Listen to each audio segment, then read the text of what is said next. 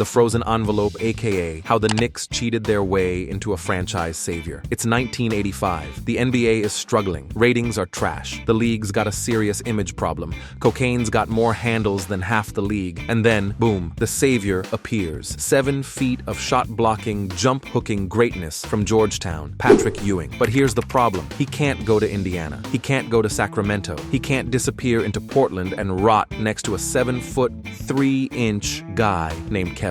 He has to go to New York, the media capital, the broken franchise, the team that couldn't win a raffle in an empty room. Enter the first ever NBA draft lottery. The league wheels out this weird spinning drum of envelopes like it's a game show for billionaires. Inside one of those envelopes is the golden ticket to Patrick Ewing. Now, supposedly, it's random, totally fair, just chance. Has a very specific, very suspicious bend in the corner, and when David Stern reaches in, he takes his sweet time, like a magician choosing a plant in the audience. Then boom, he grabs the bent one. The Knicks win the pick. The crowd cheers. The cameras pan. Stern smiles like a man who just successfully pulled off Ocean's 11 with a necktie. Years later, conspiracy theorists, and let's be honest, realists, notice that the envelope may have been frozen, as in literally kept cold so Stern could feel for it. Think about that. The fate of a franchise decided by temperature-based envelope rigging. And here's the thing, it worked. Ewing saved the Knicks, boosted ratings, made the Garden matter again. The league survived. Everyone got paid. Did Stern rig it? Maybe. Did it save the league? Definitely. And the NBA learned a valuable lesson that day. If you're gonna cheat, at least make it cinematic. 2002 Western Conference Finals. Game 6, aka Lakers versus Kings versus the scriptwriters. Let's paint the scene. It's 2002. The Sacramento Kings are beautiful basketball. Prime Webber, Babyface, Bibby, Peja's wet jumpers, Vlade's flops. They've got chemistry, rhythm, and a real shot at knocking off the Shaq and Kobe death machine. It's Game 6 of the Western Conference Finals. Kings are up 3-2. The league is sweating. A small market team is about to ruin the greatest finals matchup possible. Kobe versus AI Part 2. So what happens? The refs pull off the most shameless rig job in NBA history. Fouls rain from the sky like biblical plagues. The Lakers shoot 27 free throws in the fourth quarter alone. That's not basketball. That's a hostage situation with whistles. If you breathed on Shaq, it was a foul. If you looked at Kobe wrong, you were ejected. Mike Bibby gets literally elbowed in the face by Kobe, and they call a foul on Bibby. That's not a missed call. That's creative writing. Vlade Divac, the king of flopping, fouls out for existing. Chris Webber gets mugged like he's walking through Gotham City, and the refs just sip water and stare into the void. Lakers win. Game 7 happens. The Kings lose in overtime. The dynasty lives. The dream dies. Years later, disgraced ref Tim Donaghy says Game 6 was rigged. The league denies it. Of course they do. Stern gives the classic "we don't rig games" speech, which is exactly what you'd say if you rigged games. And don't get it twisted. This wasn't just bad officiating. This was match fixing in plain sight with millions on the line. The Kings were robbed. The Lakers got their ring. The NBA got its ratings. And the fans, we got trauma. Jordan Rules, Ref Edition, aka Traveling Never Heard of Her. Michael Jordan is the greatest basketball player of all time, period. But he also had one of the greatest safety nets ever invented. Referees who acted like Secret Service agents. Let's talk about the Jordan rules. Not the ones the Pistons used to break his ribs. The ones the refs used to protect his airness like a national treasure. Traveling, Jordan could take 4 steps, a hop,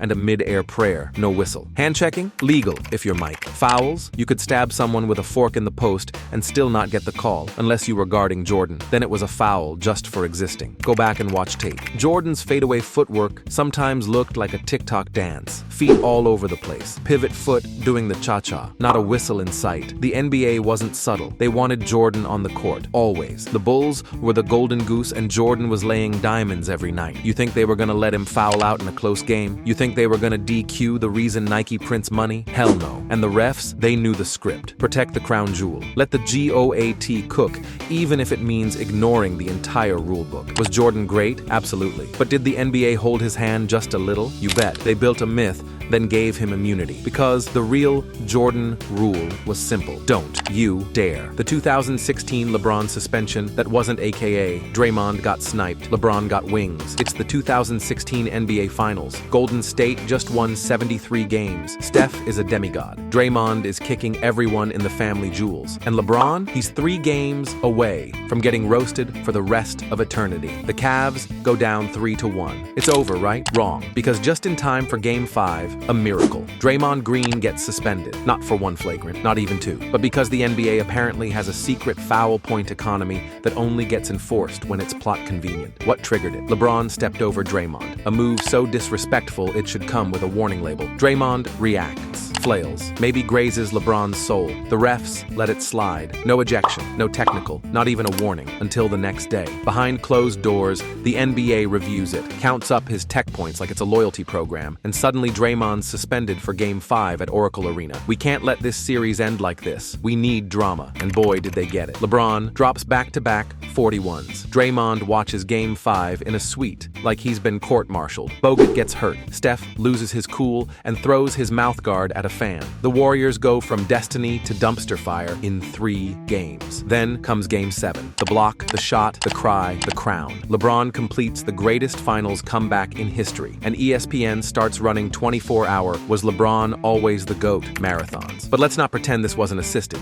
Draymond's suspension was perfectly timed. The league got the drama. The fans got their fairy tale. LeBron got his legacy. Was it earned? Sure. But was it helped? Let's just say if Draymond kicks Steven Adams in the nuts, it's boys being boys. But when the king needs a comeback, it's time to enforce the rule book. At the Zion draft, miracle, aka you lose Anthony Davis, you get a consolation god. 2019. The Pelicans are a mess. Anthony Davis just requested a trade. He's out. The franchise is toast. Ticket sales, crumbling. Morale, dead. The Smoothie King Center, more like the Sadness Palace. Meanwhile, the NBA's biggest hype machine since LeBron is about to enter the draft, Zion Williamson, built like Thanos, jumps like a glitch in the Matrix, and comes with a fan base the size of a Marvel franchise. The Knicks, Cavs, and Suns all have better odds at the #1 pick. But when the lottery balls drop, the Pelicans, with a 6% chance, win. The broadcast stumbles. The camera misses the actual moment. The announcers stutter like their earpiece just shorted out. And in that exact second, everything gets fixed. Zion to New Orleans. A dying market gets CPR. A D suddenly becomes tradable for a treasure chest. The league gets to sell redemption, loyalty, and the idea that small market teams still matter. But come on, the timing? Too perfect, too cinematic. Like you just lost your franchise player? Here's the most box office prospect in a decade. And don't forget, the NBA owns the Pelicans. Yeah, read that again. In 2011, the league took over the franchise when no one wanted to buy it. They literally acted as caretaker owner for a while. You think they didn't have a soft spot? Zion becomes the new face of the city. Jerseys fly off shelves, TV deals sparkle, and suddenly, the NBA gets exactly what it needed. A distraction from the AD drama and a new god to worship. Rigged? Maybe. Convenient? Absolutely. Because in this league, sometimes the lottery isn't luck. Sometimes it's a reset button. Final mic drop. The script always wins. The NBA wants you to believe in fair play, in hard work, in destiny. But deep down, the game you love isn't just played on hardwood. It's played in boardrooms, back channels, and marketing meetings. It's a show, a masterpiece of money and manipulation. And the players? Sometimes they're pawns. Sometimes they're kings. But they're never in control. They froze envelopes to save franchises. They swallowed whistles to protect gods. They suspended villains to build legacies. They handed miracles to keep the story going. And you cheered, you watched, you bought the jersey. Because in the NBA, justice doesn't wear a striped shirt. It wears a suit. And it's always behind the curtain, writing the next chapter.